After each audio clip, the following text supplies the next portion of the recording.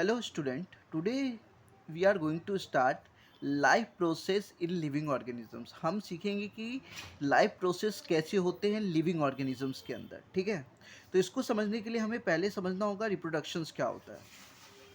Reproductions में जो है एक नए ऑर्गेनिज्म का फॉर्मेशन होता है उसी स्पीसीज का। जैसे कि अगर एक डॉग है तो डॉग प्रोड्यूस करेगा, एलिफेंट है तो एलिफेंट ही प्रोड्यूस करेगा, इफ़ मैंगो है तो मैंगो प्रोड्यूस होगा। ठीक है, और ये सबसे इंपॉर्टेंट कैरेक्टर्स है सारे लिविंग ऑर्गेनिजम्स में। ठीक है, जो रिप्रोडक्शंस होते हैं वो दो टाइप्स के होते हैं, एक सेक्सुअल रिप्रोडक्शंस होता है, एक असेक्सुअल रिप्रोडक्शंस होता है। राइट, अगर हम बात करें असेक्सुअल रिप्रोडक्शंस में तो इसमें कोई भी गैमेट्स का इन्वॉल्वमेंट नहीं होता है, इसमें कोई भी दो गैमेट्स नहीं होते हैं। जैसे सेक्सुअल में बात करें तो दो गैमेट्स होते हैं, एक मेल गैमेट्स होता है, एक फीमेल गैमेट्स होता है। ये यूनिपेरेंटल होता है, मतलब सिंगल पेरेंट्स से भी रिप्रोडक्शन हो जाता है। ठीक है, और ये यूनिपेरेंशियल रिप्रोडक्शंस के लिए हमें एक माइटोटिक सेल डिविजन्स के थ्रू होता है। ठीक है, अगर हम बात करें असेक्सुअल रिप्रोडक्शंस की, अगर असेक्सुअल रिप्रोडक्शंस एक यूनिसेलुलर ऑर्गेनिजम्स में हो रहा है तो उसके पॉइंट है कि बाइनरी फ्यूज़न हो सकता है, या फिर मल्टीपल फ्यूज़न के थ्रू हो सकता है, या फिर बर्डिंग के थ्रू हो सकता है।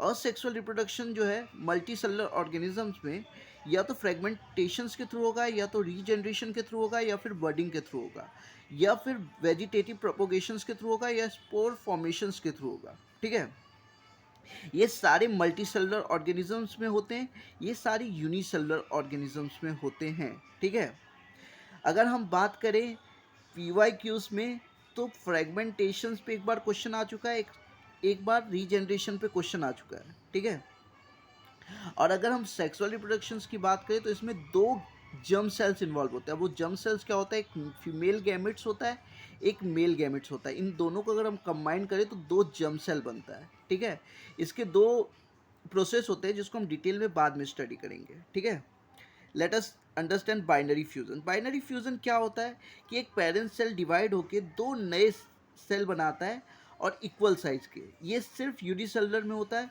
और इसमें सिर्फ सिंगल पेरेंट होता है। ठीक है, एक फेवरेबल कंडीशन में दोनों जाके डिवाइड हो जाते हैं सेम साइज के। ओके, इसके बाद हम डिटेल डिस्कशन करेंगे मल्टीपल फ्यूजन्स पे और बर्डिंग फ्यूजन्स पे, और पीवाईक्यूज भी देखेंगे। ठीक है, मिलते हैं अगली वीडियो में।